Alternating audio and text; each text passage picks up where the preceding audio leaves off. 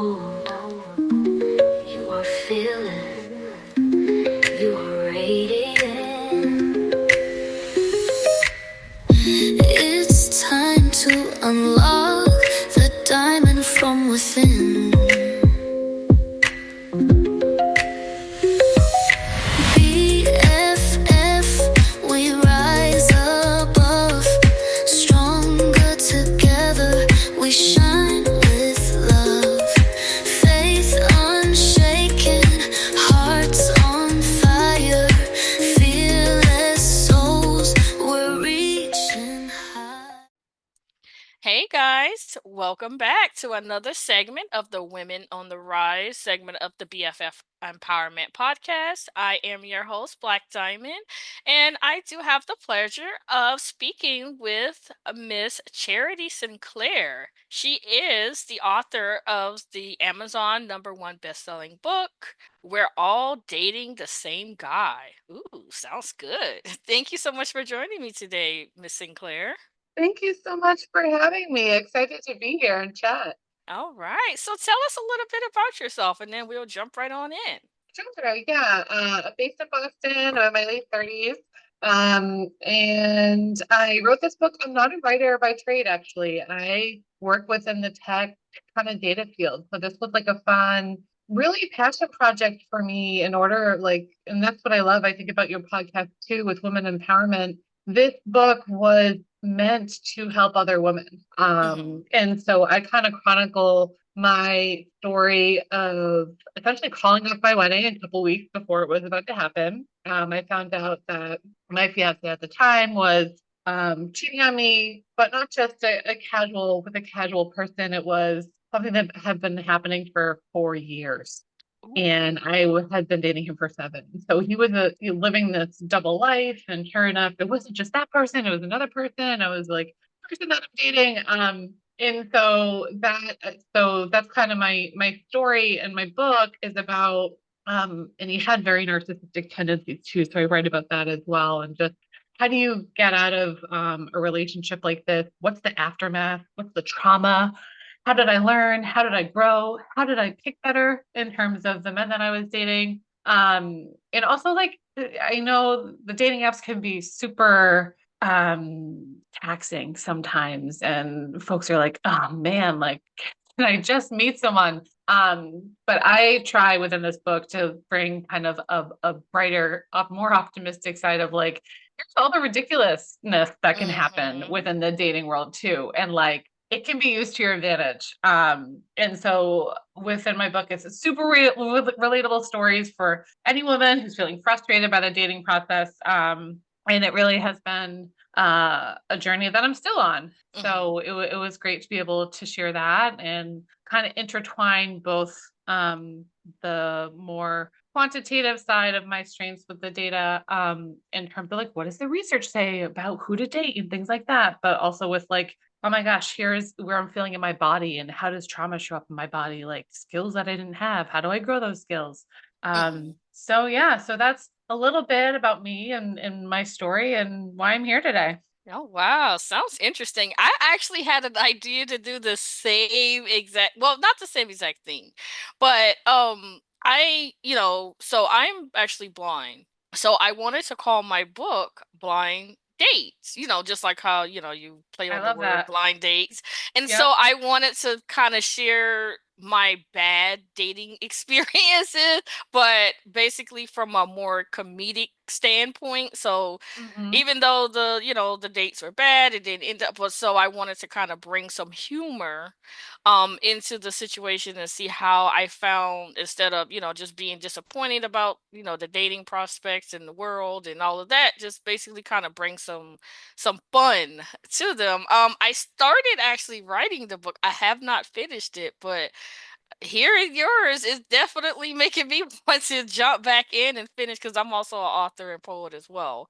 And Oh, so I've published self-published 15 books to date.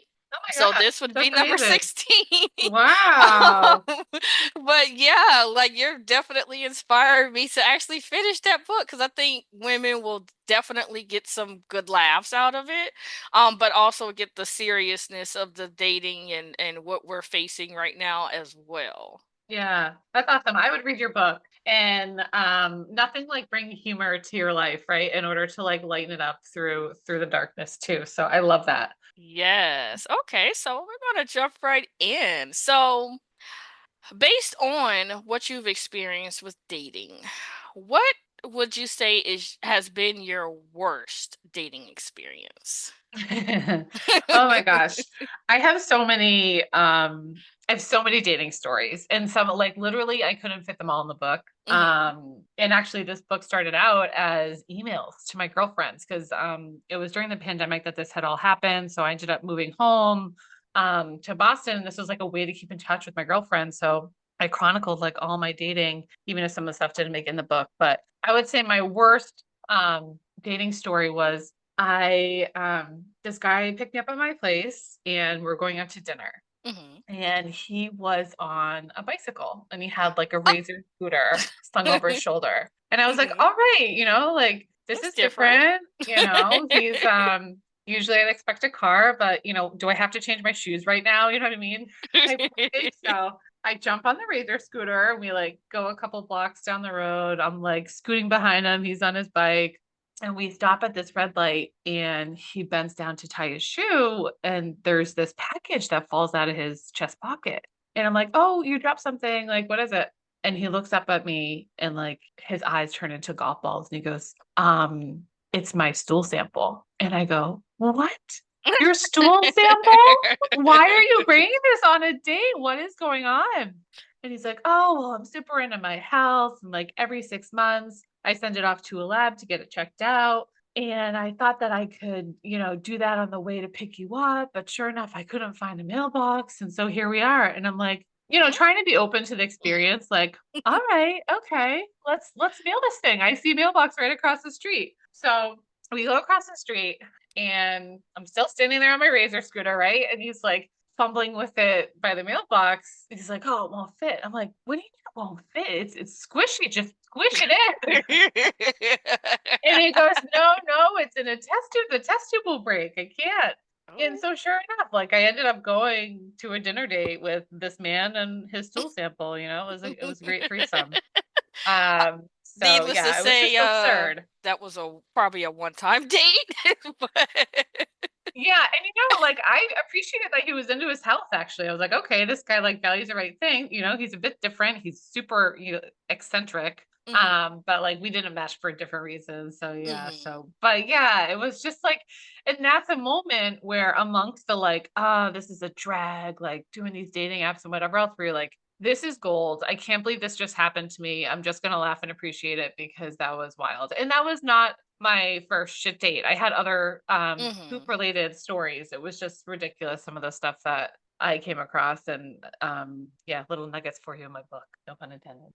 Yeah, that's actually well, my experience was not that definitely, but I would have to say my worst date situation was I met a guy online. We talked and everything was good, and I'm like, okay. He said he was gonna come pick me up, so we did that. So he initially told me he was, a bit overweight. I'm like, okay, well, I mean, that's not really my thing, but you know what? He might be a nice guy.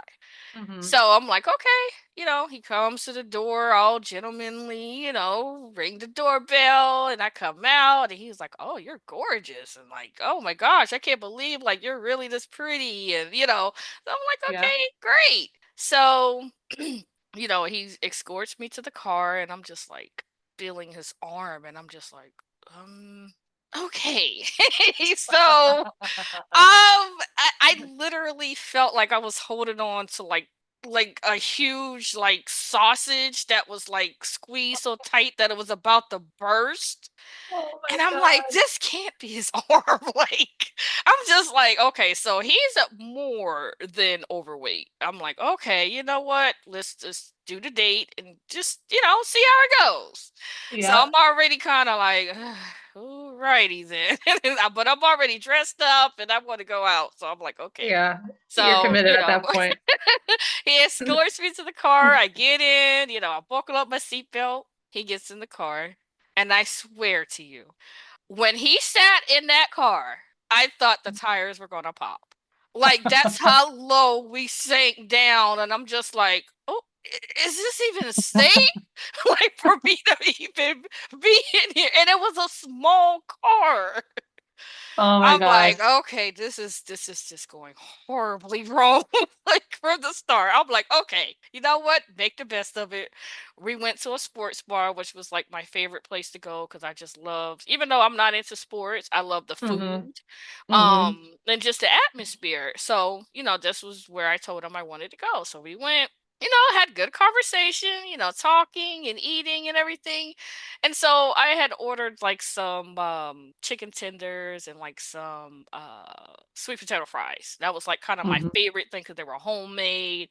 So Mm-hmm. I'm like, okay, I'm full. They would give you a lot of food. So I usually would wrap up my food to go and, take it home with me. So, I guess he noticed that I had stopped eating. And he was like, "Are you okay?" And I'm like, "Yes, I'm just full now. They usually give us so much food." And he was like, first, he ordered a salad. And I'm like thinking to myself, like, stop trying to impress me. Like, I know you're hungry and you want to eat. So Right, just right. order what you're going to order. Like, don't. So I'm just like, okay, whatever. I guess you're on a diet today, but okay. So, I push my food to the side. I'm, waiting for the waitress to come back so I can ask for a to-go plate. And he was like, "Are you going to eat the rest of that?" And I swear to you, before I could open my mouth to respond, all I felt, I told you now, I'm blind, so I don't see anything at all. So all I felt was wind across my face. And I'm like, Yeah, what he, happened? he like knows you can't see, but it's not like you don't have your other senses to like, you know what I mean? To Yes. put So together. literally, he Yeah. took my plate and began eating my food. I'm just Oh my like, gosh. excuse me? Like, I was like, I didn't even get a chance to say that I'm saving this. Like, all I got to say was no, and then that was it. I just felt him reach across the table and slide my plate and started eating. And I'm just like, well, I guess you can have it. Oh my I gosh. was just like, I was like, oh my God. I was like, all paranoid, thinking people were looking at us. And it was just like, you know what? I am so ready to go home. This is it. Like, I tried to Oh make the my best of gosh. it, but no, take me home, please. Yeah, And yeah. needless to say, Oh. I never saw him again. So in my book, I called him Hungry, Hungry Harry. I love it. And so I kind of did my stories like kind of like short, personal, comedic narratives. Yep. First person narratives. So that's kind of like the first story, that I started in with my book. And I love that too, because even in that story that you were telling, because you're blind, you have your other sensory like things that you're taking in are exaggerated. So when you explain something, you're talking about the size of his arm and the sausage that bursts and the car mhm. and the weight of it and the punks. And that's such a cool perspective. And especially when it comes to storytelling and writing. So I think that's so awesome. I really enjoyed it. Yeah. Yes. All right. And so since we're talking about online dating, so my next question is for you personally, do you feel that there's a difference between online dating and meeting someone in person? Do you think that would have an effect on how the relationship turns out? I've always heard people say that, oh, you get scammed when you're dating online, you just got to be more careful.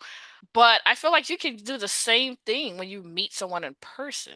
Oh yeah, and like that's how I found my, questionably sociopathic ex was in person. He was super charismatic. He was at a bar, chatted me up, and that's how he got my number. So I don't think there's a difference in terms of like the caliber of the guy between online dating and not dating. I think online dating can be great as an amplifier for the life that you're already living. Mm-hmm. And so how I leveraged it was essentially I was already living my single life.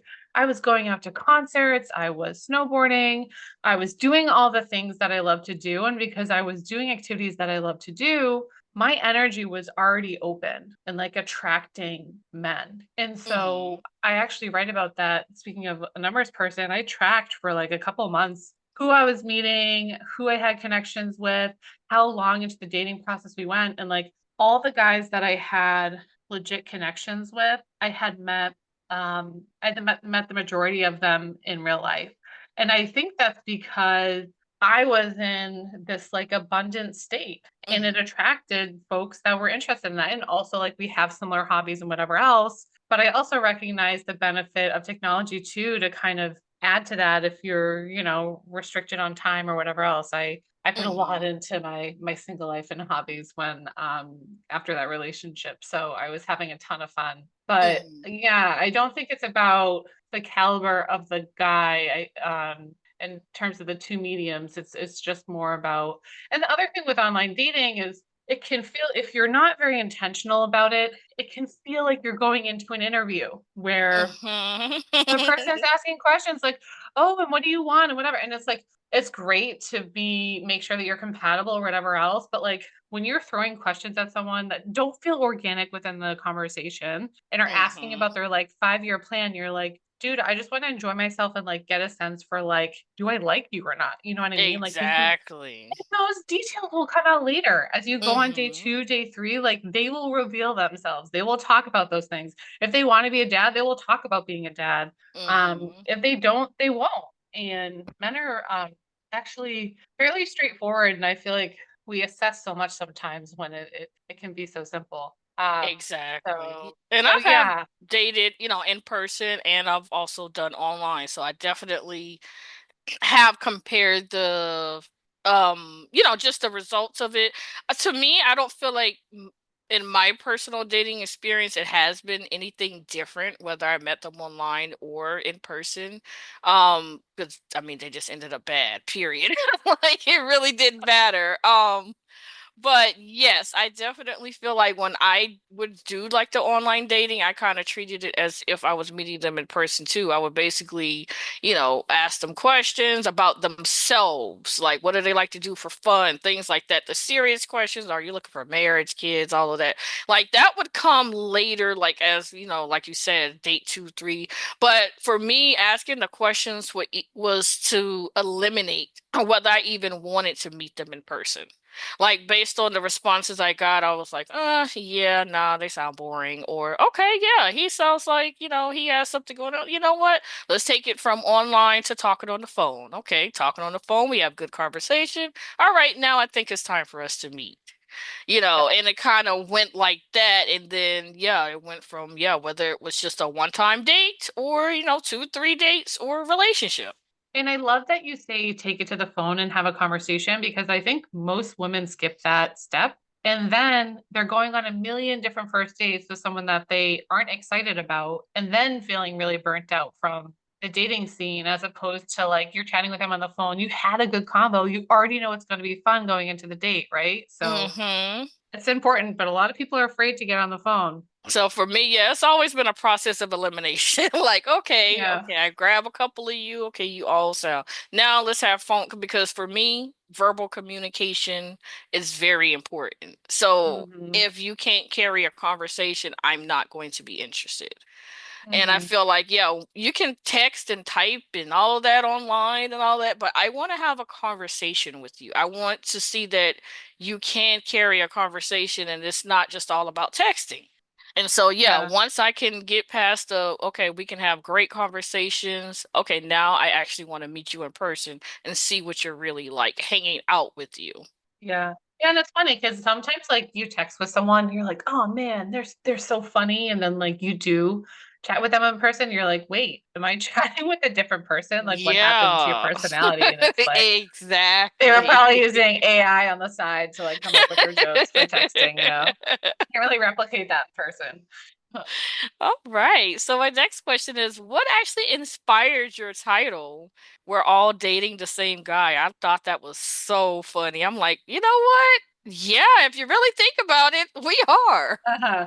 We are. And there's actually like multiple different meanings to this title. The first is Hmm. like the literal translation of my experience of like finding Yes. out that multiple other women were dating the same man as me and calling up my wedding. But the other ones are kind of like you chatting about your story and a bad date and or like your phone screens or whatever else. And that like we're all within this weird era of modern dating in general, and how can we make it more relatable, Hmm. and like dating the same type of guy, coming across the same type of problems or funny scenarios, whatever. And then the third is, I don't know if you're familiar with the Facebook groups, we're all dating the same guy, are you? Mm-mm. I never knew Okay. that it exists. Yeah, so they started out in 2022 by a woman who essentially wanted to make the online dating scene safer.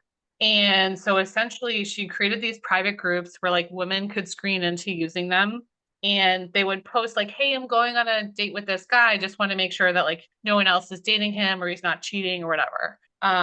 So they were intended for safety and ensuring that type of thing, but they're, I think, very controversial as well, you know, because I Hmm. mean these groups have grown to like 1 million+ people, and they're Oh, moderated wow. by essentially volunteers. There are women all around the US and the world who are volunteering to moderate these forums, whatever else. And so I guess it's a great example of, I think, women acting as a community. Like you don't see men Hmm. doing that, right? So it's just No. kind of funny.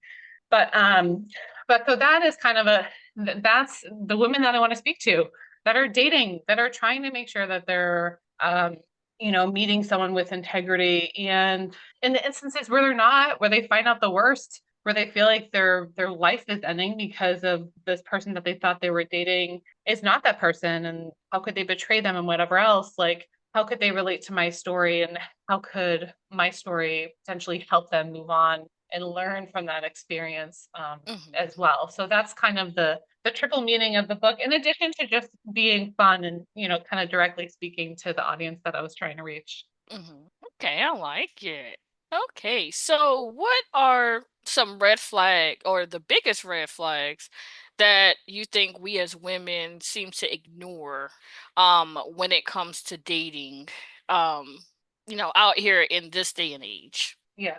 Yeah. So I'll start specifically with kind of the red flags from my past toxic relationship, and then I can kind of balloon up to like general trends. Hmm. So when I was dating my ex, he worked all the time, and he worked late, and he was in sales. So he would say that he'd be at these like networking events, whatever else. And I was, I was building my own career at the time, and like right now, it's been 20 years that women are graduating at a higher rate in college than men. And Hmm. so like this expectation that I'm just going to sit around and wait for you, whatever else, it's just not realistic anymore. And so I kind of never questioned that, even though it was frustrating. And looking back, I'm like, oh my God, that was so obvious. So that was one where I was like, okay, or like if it is a networking event, it should be over by like 7 or 8. There's no need for you to be out till 10 p.m. Red flag. Exactly.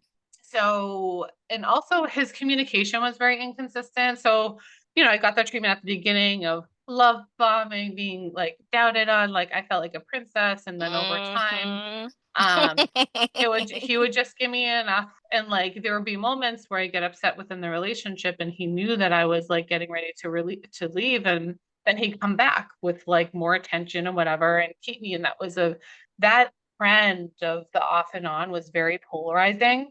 And that, I think, is a signal that there's something off, right? If you're having the same conversation over and over again, there's no responsiveness from the other side over something that's like pretty, I would say, like bare bones in terms of like, hey, can you communicate on your phone? Hmm. That he would go dark for hours at a time. And that was, led to, I think, more anxiety around like, what is he doing? Why isn't he answering?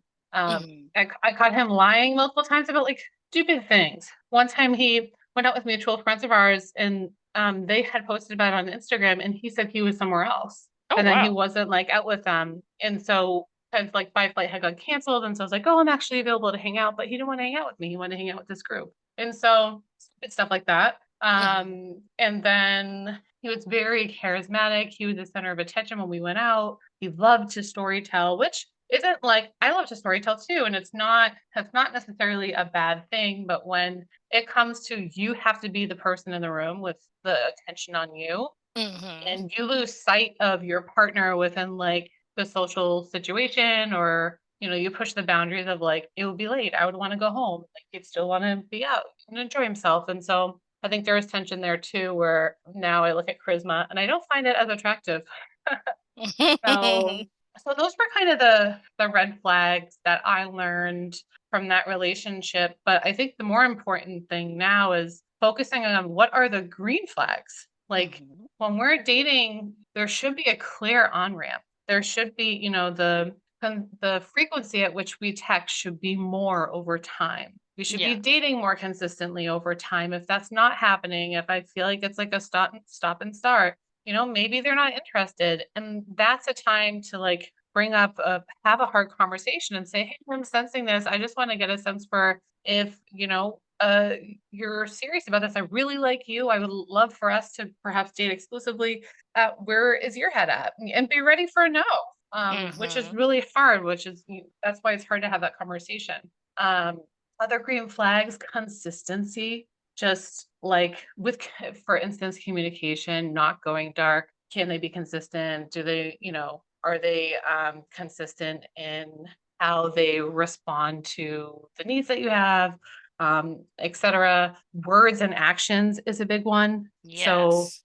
are they telling you something, but your words are completely different? And actually, it's funny because I was talking to my girlfriend the other day, and she was like, oh, I went out on a date with this guy, and he's Indian. So there was like a cultural component, or his parents are still over in India. And he asked a question around like, if we were to be together, I'm curious if like you would be up for like caretaking my parents as part of our, partnership down the road or whatever. Which I think culturally it's very different expectations, but fine, he asked the question. The Mhm. next day, it kind of rubbed her the wrong way. She was like, I don't know, that's a lot. I mean, this is literally date one. Why are you asking that? Yeah. But so then the next Mhm. day, they had gone out, and she was like, I thought a lot about, and then they were walking, and he made a comment about like they walked by a kid, and the he made a comment like, "Oh, that could look like our child one day."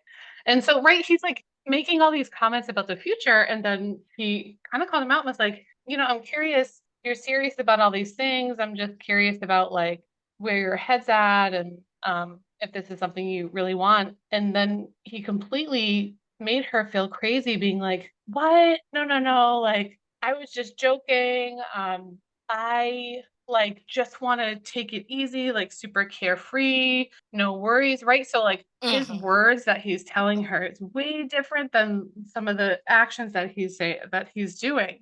And it Mhm. made her feel, she said, Kristen, I legit felt crazy, like I was a crazy woman. And that's an example of gaslighting, is you're doing it for manipulation's sake. And Yes. so that's something, and it could be as not everyone has to be this like manipulative person to be inconsistent in their words and actions. It could be as simple as like maybe someone's playing the field, and they took you on a date and they said, "Oh, that was awesome. Like I would love to go out with you again." And then it's like crickets for the next like week or two. And maybe you follow Mhm. up and you're like, "Hey, how's it going?" He's like, "Oh, I've just been so busy. I really want to go out with you again, but I'll follow up with you soon." And then again, you hear crickets. So like again, Mhm. words and actions, right? And so people, and I did so much dating that like it was nice, because then when you do find someone that is sending you those positive signals, you're like, oh, this is what a healthy relationship feels like. This is what it feels like for a man to be into you. And like Exactly. it is possible. And to not sell yourself short and think that the person that you're dating is the last man on earth. Mhm. And I think once you see the positive signs of guys who are super high quality, who are eager to lock you down or have those conversations in a way that don't make you feel like you're crazy for asking them, then those are all great signs. And in terms of just like values as well, it was really interesting. One of the things that changed for me before and after was where, I mean, of course, when you're looking for a partner, you're looking for things like compatibility, kindness, do they have good character? And one of the things that I perhaps prioritized too much was finances. And, you know, my ex was in the banking industry and he wore a suit every day and he had a nice car. And that played into kind of this materialistic, I don't know, what I valued, I suppose, at that time. And but you could have someone who lives that life from an outwardly perspective, has the nice house, has the nice car, but they could like be crazily in debt or zero in the bank account or whatever else. So more important Trust me, than, yeah, because I yeah, work in the banking industry and I see it there every you go. day. I'm There just you like, go. oof. Yeah. And so more important than that is, yeah. And then you're like, man, why are you? And then you question, like, you know, those are really nice clothes. Can you afford them? But instead, the more important question is, what are their financial values? How do they think about debt? How do they think about, you know? And I think for so long, us women have depended on men to be the breadwinner. But that like has totally shifted within the Mhm. past decade. And we don't have to prioritize finances anymore. And really, we should know our own financial values. We should be able to Exactly. balance our own checkbook and whatever else so that we can have and be a better assessor of our partners and whether you guys are on the same page. Mhm. But if you're depending on them as a security blanket and you don't know your financial values yourself, how are you gonna you know, audit that when you guys do get married and he spends all the money or whatever, you know? So, Exactly. Me and my significant other was just talking about this today. Cause yeah, I'm the mhm. more financially stable, sound-minded, financially conscious one. And he's just like, "Oh, I want this and I want that." I'm like, "Can you afford it?" Mhm. Like, do you, is everything else paid and taken care of? Like, before you invest money in this super duper coffee maker that can make 10 cups of coffee at one time and Yep. water the plants and do all this other stuff. Like, or do you actually need it? Is it a necessity? Is it, Mhm. it's okay to have the things that you want, but Yep. really, what value are you getting out of this? And then he's like, "Yeah, you know what? You're right." Mhm. Yes, 100%.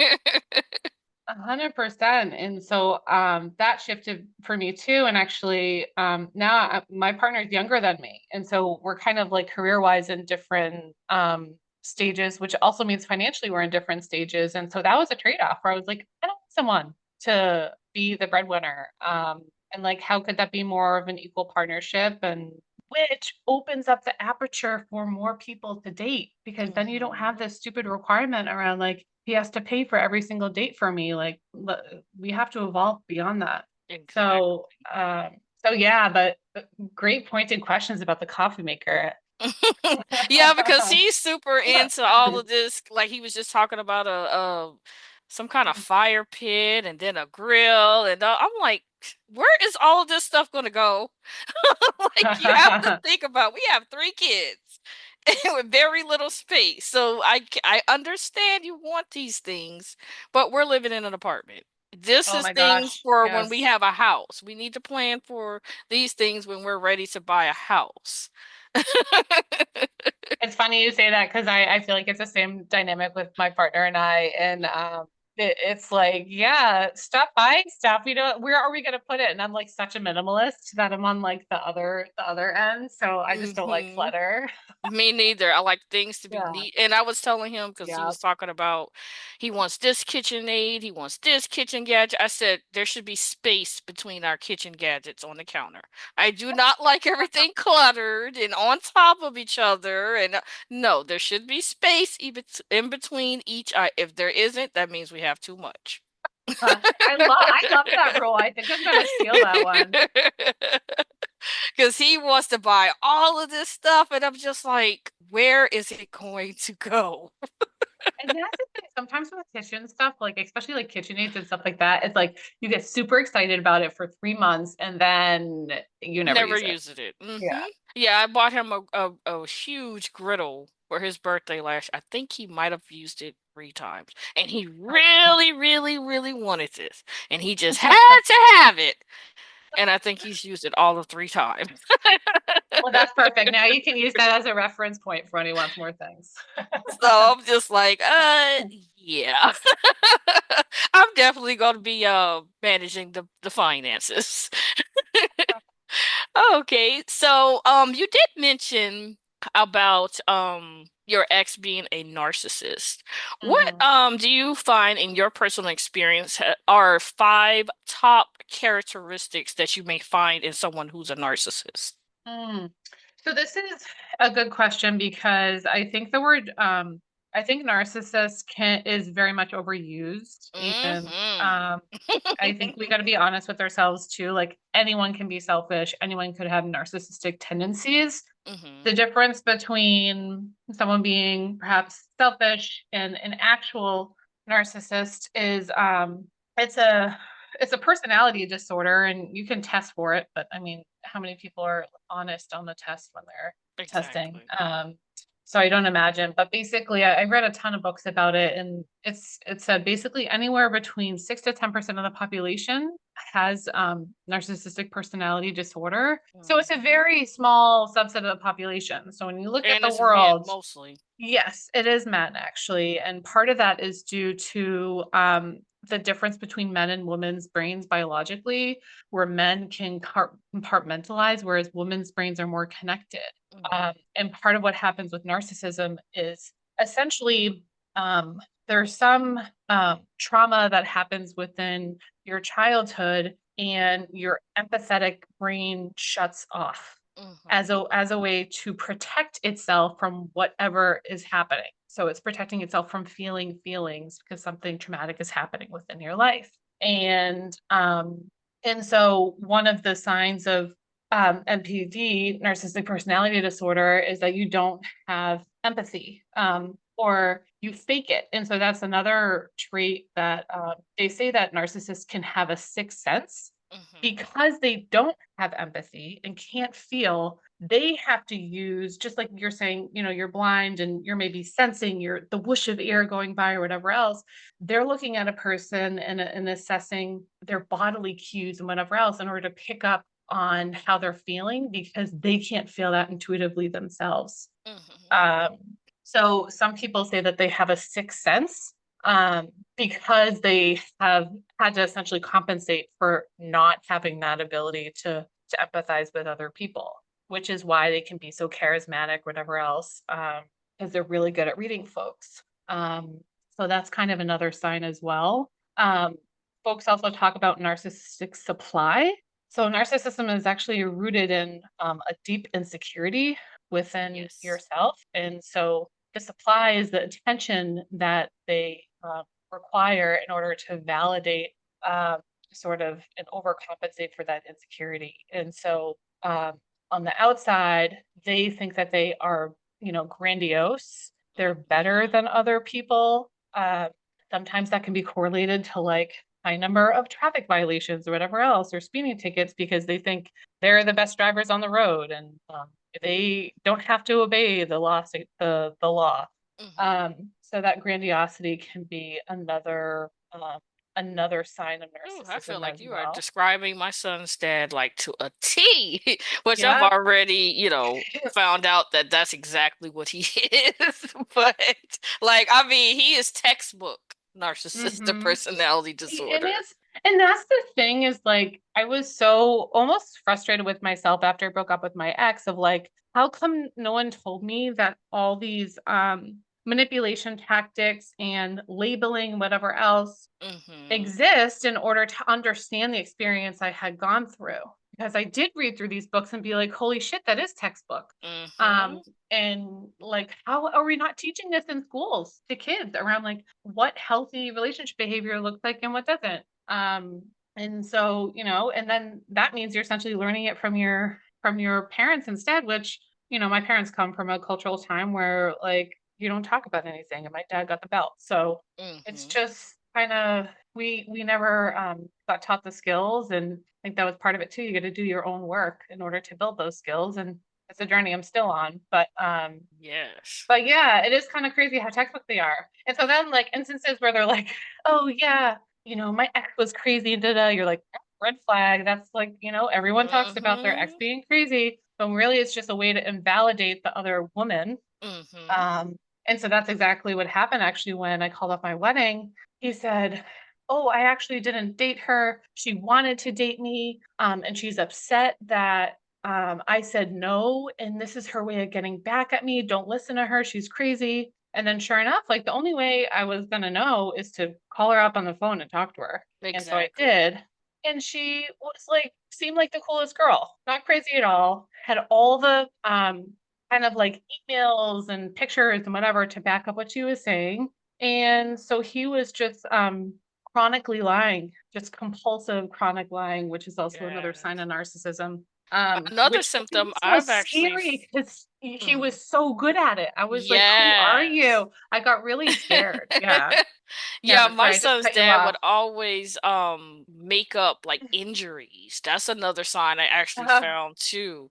Like he would make up like dramatic and just different stuff to kind of make me feel sorry for him or make hmm me feel like, "Oh, I'm so sorry you went through, you know." I mean, he went from, oh, he thought he had cancer to where he broke his leg to, oh, his grandma died. I mean, there was always something traumatic and something dramatic happening to where he knew that I was the type of person that, yes, I was going to feel emotional. I was going to be, that, hmm oh, wanting to comfort it, but it was all lies. hmm Like all of it. Yeah. Yeah. And it's scary. Once you know that they're like chronically lying, you're like, I don't trust it. Even if they were to tell the truth, I wouldn't trust a word that would come out of their mouth. Mm-hmm. It just like completely breaks the trust. And so that was something I had to rebuild. That took a Mm-hmm. while for me when I started dating again. And I don't know if you've come across that in your own dating of like, Mm-hmm. man, you're really Like I you know, overanalyze everything they say yeah, to me because I'm just like, yeah. is this really true? Or are you just trying to gain my sympathy? Because then he would get upset because I didn't react the way he Mm, thought I would have reacted. Like if he said, "Oh, I think I may have cancer." "Oh, I'm so sorry to hear that." Like it was just kind of like mono. I was very monotone, and it was like that would upset him because he was expecting, a different response. "Oh, you just don't hmm care about me." Um, Yeah. What you in the books know. they call it like gray walling or graystone to like act like, no emotion as a way to combat the narcissism. Have you heard of this? Mhm. Yeah. Yeah. So I Yeah, and was it gets just under like, their skin because they're like, you're not "Oof." giving me the attention I want. Exactly. That's Yeah. exactly what it was. It was like, "Oh, you hmm don't care about me. I could die, and you don't." hmm Okay, well, I mean, if that happens, it happens. But I know Yeah. you're lying, so that's why I'm not even like falling for it because I know it's a Yep. lie. Next week, your Yep. grandma's gonna be just fine. So no. Okay, so based on our conversation, so we've talked about bad relationships, and toxicity and narcissism and all of that. So, what advice would you give to someone, a woman who has been through all of these things, to basically help her not take these experiences that she's had into the next relationship? Because that happens a lot. hmm Yeah. And then you're pointing fingers and like every single thing, a guy can do no right. And then that's not a Mhm. healthy relationship either. I think a lot of it is so my advice is it's a journey. It's gonna take time. You will be stronger for it and you will like it's a learning lesson in order to really understand yourself. And once Mhm. you trust yourself in your judgment and find a healthy partner who interacts in a way that's like really healthy when you do describe your needs or whatever, like you're going to figure it out over time. So overall, I think like this is a benefit for you. You're going to grow from it. This is why we struggle in life in general. But in terms of being able to not bring it into the next relationship, I think it's a lot of practice. A lot of it is self-work. So Healing, how can you definitely. identify when trauma might be coming up for you? How could you differentiate between the situation at hand and what and like the exaggeration of it because of what happened to you? For instance, in my own relationship, I talked about my ex going dark all the time and not communicating. So in my new relationships, I would get really antsy and anxious when the guy would go out for a guy's night. And because it brought up that same feeling of like he's going to, and now obviously I had the knowledge that like my ex was cheating on me. So it's like, what is he doing? Hmm. And so that brought up a lot of anxiety. And at first, it was so um, encompassing that even if I knew it was happening, like my body had already, my autonomic nervous system had already taken over at that point, and I was just in like flight mode. Hmm. And so the first thing is understanding the relationship with your body and how can you use breath in order to calm yourself down. And trust me, you're not going to get to like a totally zen state in a situation like this, but at least how can you use breath in order to work with it and approach the situation perhaps in a less over emotional way than you would have otherwise. Yes. And then also like talking to your partner about it, like, hey, you went out, I didn't hear from you. It would be great the next time around, given like my background, if you could just give me a text. And it's a simple ask. It should be pretty simple. And they should like a good partner should be like responsive too, within reason, right, of what you're asking. Hmm. And that builds the trust. And so that way, the next time he goes out, he texts, that's validating, right? You guys are like building this together. But if Yes. you're not able to take that first step of calming yourself down, of coming from an emotional place and telling your partner, this is how I feel. I know it's not you. Um, and of course, the other side of the coin is if your partner isn't responsive to that, if they aren't texting you back, if they aren't doing those things, then maybe it's not the right partner for you. And that's okay. And having the strength to walk away, and that was the one benefits of this freaking nightmare of calling off my wedding was like I had no qualms again about walking away Hmm. from a relationship. I was like, I can do this. I know I can. Like I've done it before. So if it gets Yes. to that point where it's really bad, I'm not saying like someone going out once and not texting would be terms for breaking it off, but in general, if you're, not happy, I'm content walking and, being able to walk sometimes and try Hmm. again. And so that's a tip I have is yeah, just working with yourself and really practicing with a partner and learning how to pick someone who perhaps is more responsive too, but the work isn't, it's just not on your partner, it's also on you, right? In order to deal with that Exactly. as well. Yes, I totally agree. All right. Well, so we have come to my favorite part of the show. It's called What Is She Thinking?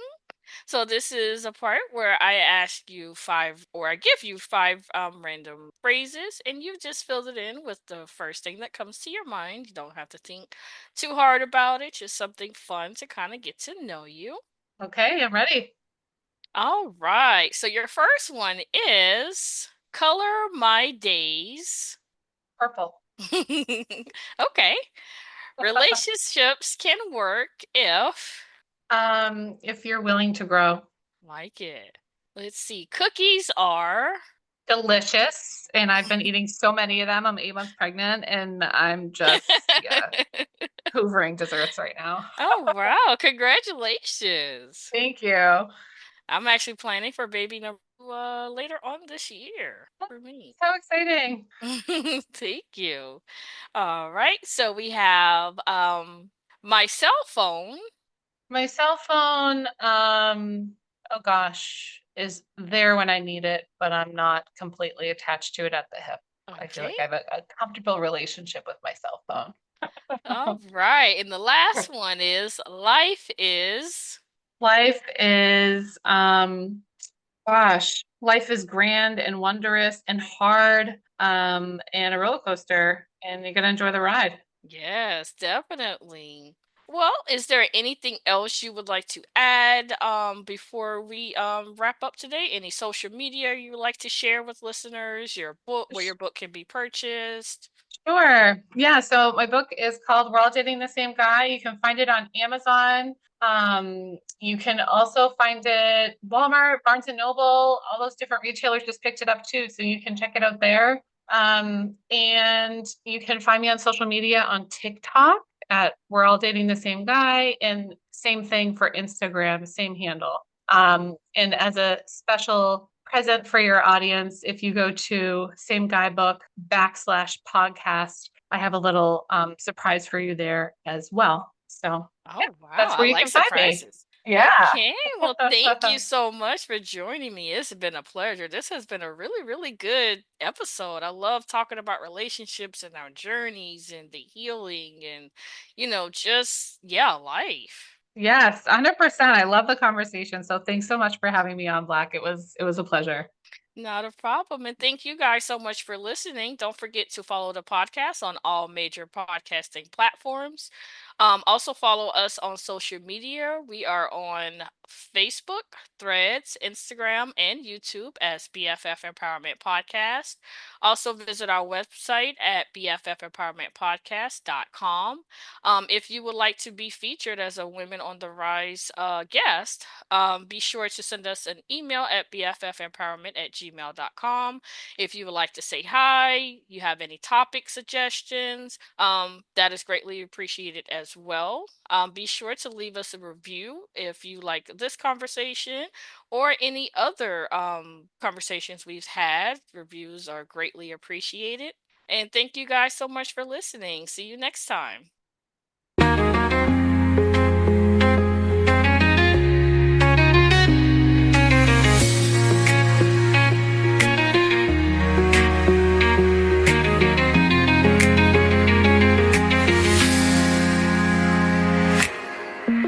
BFF, we rise above, stronger together.